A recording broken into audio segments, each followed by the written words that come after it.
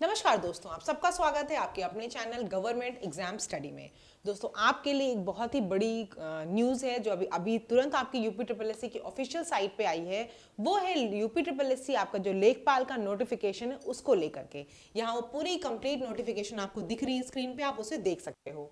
यहाँ पर आपको लिखा हुआ है दोस्तों कि आपकी जो क्या कहते हैं राजस्व परिषद का जो आपका 17 दिसंबर को, आपको पता है कि 16 दिसंबर को आपका नोटिफिकेशन जारी हुआ था।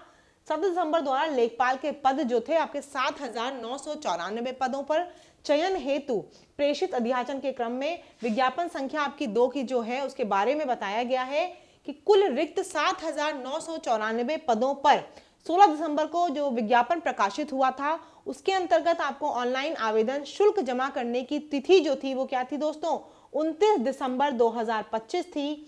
और आवेदन जो फाइनल सबमिट करना था उसकी अंतिम तिथि क्या थी आपकी, 28 जनवरी थी। ठीक है, 29 दिसंबर से शुरुआत थी और 28 जनवरी तक इसको करना था। शुल्क समायोजन करने की जो अंतिम तिथि थी वो आपकी 4 फरवरी को निर्धारित थी। आगे देख सकते हो यहाँ लिखा था कि विज्ञापन में ये बात साफ साफ लिखी हुई थी कि जो विज्ञापित रिक्तियों की कुल श्रेणीवार संख्या है वो क्या हो सकती है, घट या बढ़ सकती है, ये लिखा हुआ था वहां पर।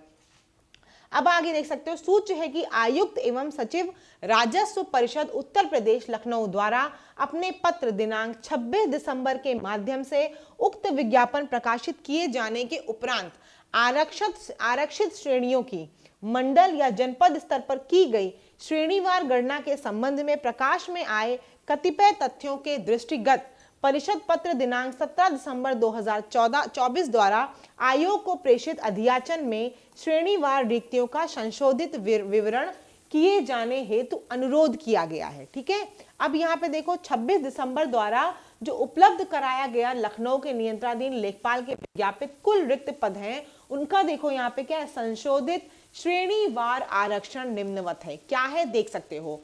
अब क्या है आपका जो पदों की संख्या है वो उतनी ही है, लेकिन क्या चेंज हुआ यहाँ पर, श्रेणीवार आपका जो आरक्षण था वो चेंज हुआ है। देख सकते हो अनारक्षित का कितना दिख रहा है आपको, 3205। ठीक है, और उसके बाद आपका अनुसूचित जाति का कितना दिख रहा है, 1679। ठीक है, उसके बाद 1679 अनुसूचित जनजाति का यानी एसटी का कितना है आपका 160 है। अन्य पिछड़ा वर्ग का आपका 2158 है। आर्थिक रूप से कमजोर वर्गों का कितना है 792 और कुल पद अभी भी कितने हैं 7,994। आगे देखो लिखा है तत्क्रम में आयोग की बैठक दिनांक 26 दिसंबर में प्रश्नगत विज्ञापन के अंतर्गत उपयुक्ता अनुसार विज्ञापित पदों की संशोधित श्रेणीवार रिक्तियों के अनुसार चयन की कार्यवाही किए जाने पर अनुमोदन प्रदान किया गया है।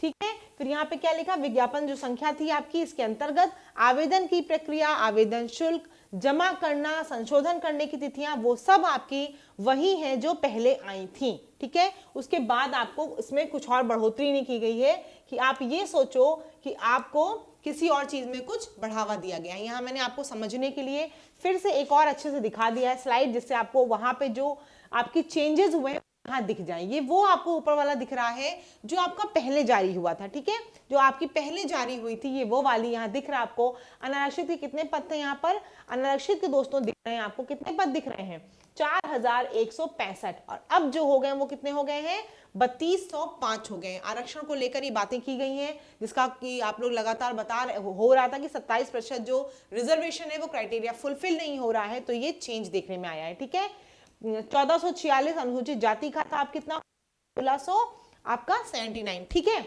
79 1679। यहाँ पे अनुसूचित जनजाति 150 थी, अब कितनी हो गई 160।